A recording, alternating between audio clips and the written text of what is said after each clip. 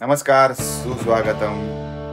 एका नवीन ब्लॉग मध्ये आपल्या सगळ्यांचं हार्दिक स्वागत. सकाळ झालेली आहे, ईश्वरीला आहे आज सुट्टी. प्राजक्ताचे पण ठरलेल्या प्रमाणे कामं सुरू केलेली आहेत आणि मी स्टार्ट केलाय आजच्या दिवसाचा व्हिडिओ. बघू शकता ईश्वरीची उठण्यासाठी चाललेली धडपड, उठवण्यासाठी चाललेली धडपड. ही मुलगी अशी झोपलेली होती सकाळी रात्री झोपताना, त्याच्यानंतर तिचं डोकं इकडे आलं आणि आता परत ही अशी झाली. म्हणजे ही क्लॉकवाईज आणि अँटी क्लॉकवाईज असं दोन्ही फिरत असते आणि विषुववृत्ताच्या समांतर अशा पद्धतीने ती आता सकाळी उठताना आम्हाला दिसते. सो आता तिला उठवतोय कारण माहितीये, जरी सुट्टी असली तरी सुद्धा तिचा क्लास आहे आणि थोडीशी तिची एक्झाम घ्यायची, मला ओरल एक्झाम घ्यायची. मी त्याला काही प्रश्न विचारणार आहे, प्रश्न जे तिला सुद्धा माहिती नाही मी काय विचारणार. उठल्यानंतर आपण विचारूया आणि प्रश्न काय असतील ते पण बघूया आणि त्याची ती उत्तरं कशी देते ते पण बघूया. तुम्हाला एक म्हण माहिती आहे का? ती म्हण अशी आहे की कोणाला समजा आपण बोट धरायला दिलं तर तो अख्खा हात पकडतो. मला असं वाटतं की बायकांचं पण तसंच असतं. बायकांची छोटी छोटी जेव्हा तुम्ही मदत करायला जाता ना, तेव्हा त्यांच्या अपेक्षा अशा वाढतात आणि एवढ्या वाढतात की मग त्यांना तुम्ही नाही म्हणू शकत नाही. सो असंच आज काहीतरी घडलेलं आहे. ते काय घडले तुम्हाला दाखवतो. मॅडमनी त्यांना काहीतरी भाजी करायची, मेथीची भाजी करायची.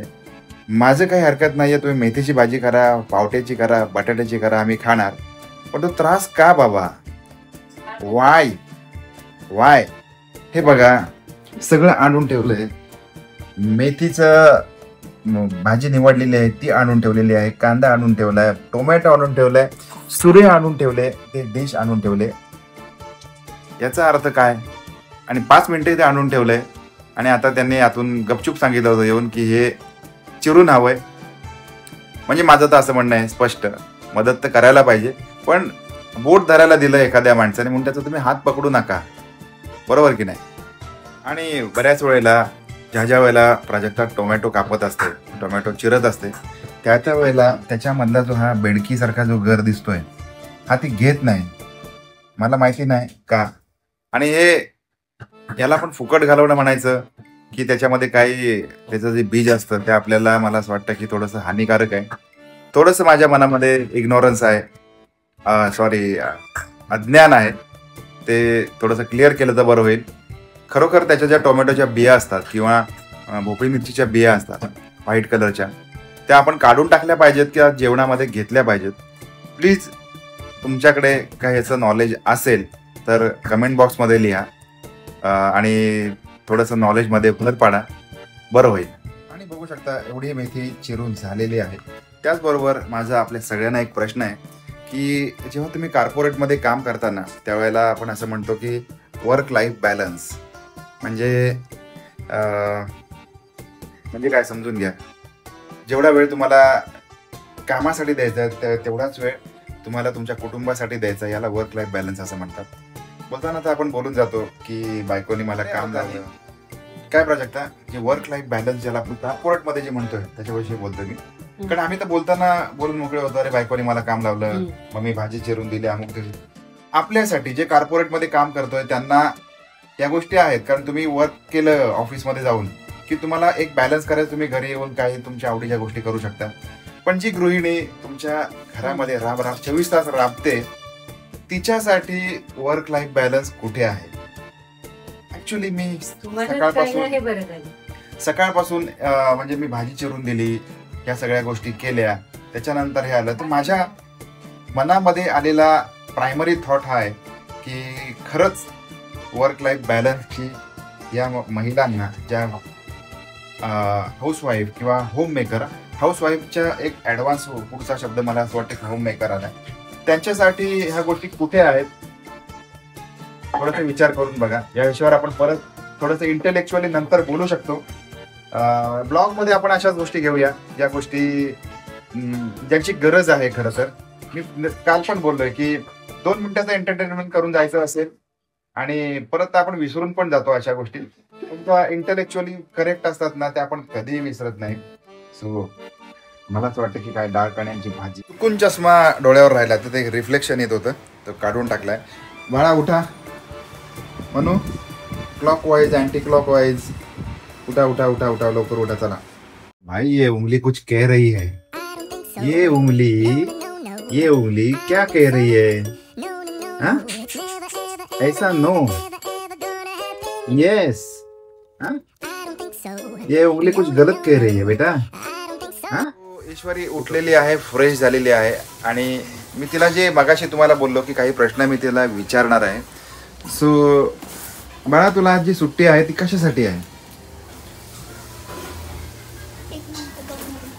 बघा, 1 मिनिट बघून येते.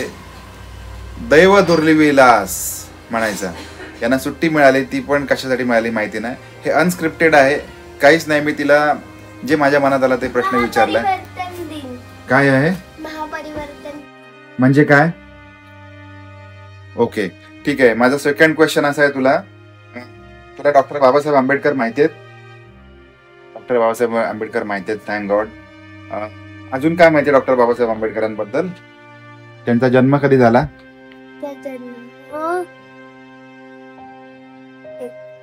एप्रिल मध्ये 18 एप्रिल 2000 माहित नाही.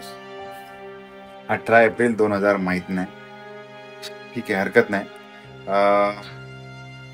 अजून काय विचारू? म्हणजे आपल्या पण डोक्यात अज्ञान असतं. लहान मुलगी आहे, विषय नाही, प्रॉब्लेम नाही.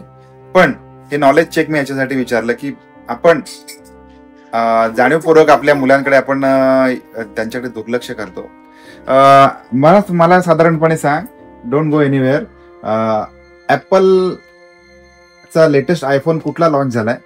आयफोन 16. डॉक्टर बाबासाहेब आंबेडकर कशासाठी फेमस आहेत?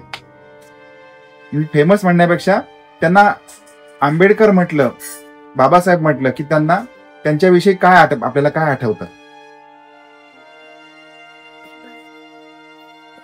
मोठ्या आवाजात बोल. You R not. ते भारतरत्न होते.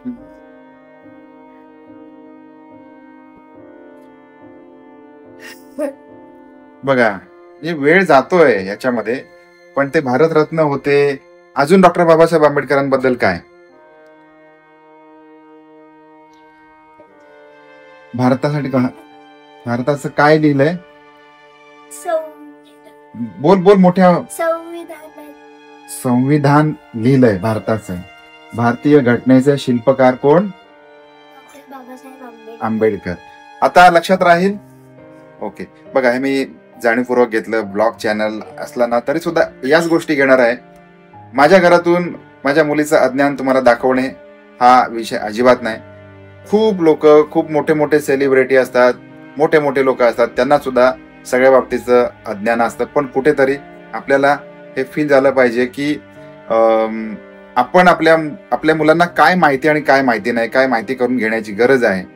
आयफोन 16 लॉन्च झाला. कुठली सिरियल आता रिसेंटली संपली, एखाद्या सिरियलमध्ये काय घडामोड चालू आहे, त्याच्याही व्यतिरिक्त या गोष्टी आहेत. या मुलांच्या मनावरती बिंबवणे, प्रकर्षाने बिंबवणे, जाणीवपूर्वकपणे बिंबवणे हे खूप महत्वाचं आहे असं तुम्हाला वाटतंय का?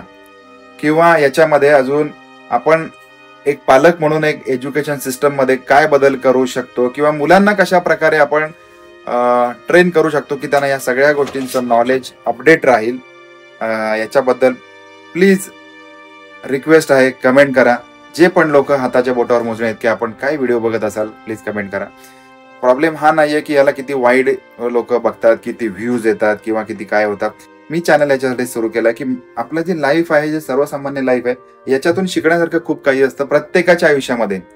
फक्त माझ्याच नाही, प्रत्येकाच्या आयुष्यामध्ये शिकण्यासारखं असतं. कारण म्हणूनच चॅनलचं नाव पण आहे नोकरीवाला युट्यूबर. सो ठीक आहे, करेक्ट करूया. मी थोडंसं ईश्वरीची उजळणी घेतो. आज आंबेडकरांबद्दल बोलले, उद्या अजून कुठल्या महापुरुषाबद्दल तिला विचारतो. ज्या ज्या वेळेला जसं असेल तसं तसं आपण स्वतःला ट्रेन करूया, पुढे जाऊया आणि किचनमध्ये जाऊया. बाय द वे, किचनमध्ये जाऊया.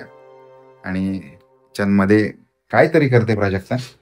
ही तरी नाही करत, किचन मध्ये जेवणच करतात. ओके, जेवण करतात. ही मस्तपैकी मसाल्याची आमटी, पाल्याची आमटी आहे, मेथीची आमटी आहे, methi day, which is my all time favourite. आणि जे काय आहे ते जेवण तयार होत राहील. आणि आज बरेच दिवसानंतर फायनली रिचार्ज संपलेला आहे. टीव्हीचा रिचार्ज मारायची गरज आहे का हो प्राजक्ता? सुट्टी म्हणजे तुम्ही टीव्ही बघण्यासाठी घालवणार. तुला टास्क पण देणार आहे मी. ओके सो ठीक आहे. रिचार्ज मारून नाही फुगणार नाही फुगणार. वा वा वा वा और थोड़ा व्हेरी गुड. या जेवायला, कारण जेवणामध्ये आहे एकदम फक्कड मेनू. प्राजक्ताने ही केलेली बाजरीची भाकरी मस्त टम्म फुगली बघा. मस्त पॉकेट झाले. मला तर असं खूप आवडतं. आणि एकीकडे आहे मेथीची भाजी आणि वरती डीप फ्राय केलेल्या लसूण. इकडे आहे मिरची, रताळे पण शिजवून ठेवलेत उगाच.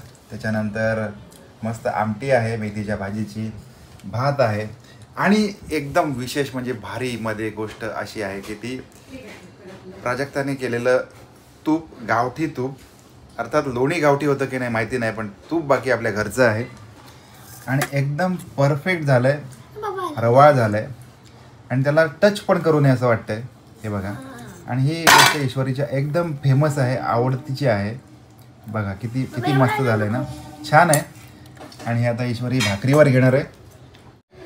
जेवण तर आमचं झालं आहे, पण आता भांडी कोणी उचलायची? तुम्ही हां घासणार, मी उचलायची तुम्ही. And this is the discipline of the day. हा नव्हे, मी उचलणार नाहीये. हे तू उतरायचं आणि तुझं तू उचलायचं. पण तुला बादल पे पावे संपणार आहे. बादल पे संपू दे तू ते उचल. Perfect, may be perfect. मुलांना अशा प्रकारेच ट्रीट केलं जाऊ शकतं, शिकवलं जाऊ शकतं. मे बी डिसिप्लिन थोडंसं जास्त रूढ होऊन, नाहीतर मग आओ जाओ घर तुम्हाला असं मुलांचा ॲटिट्यूड होऊन जातो. हळूहळू पूजा करून झालेली आहे. पाणी घेऊन यायला चाललोय, पिण्याचं पाणी. जाताना मी घेतो, येताना तू घे बरोबर. का?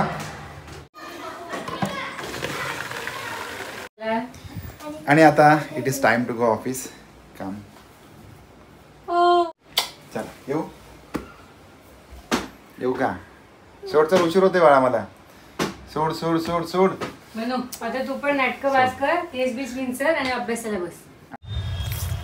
सहज जागा मिळाली पार्किंगला, कारण आज सगळ्यांना सुट्ट्या आहेत, गव्हर्नमेंट सुट्ट्या वगैरे असल्यामुळे. नमस्कार. रात्रीचे वाजलेले आहेत 12:30 पावणे 1.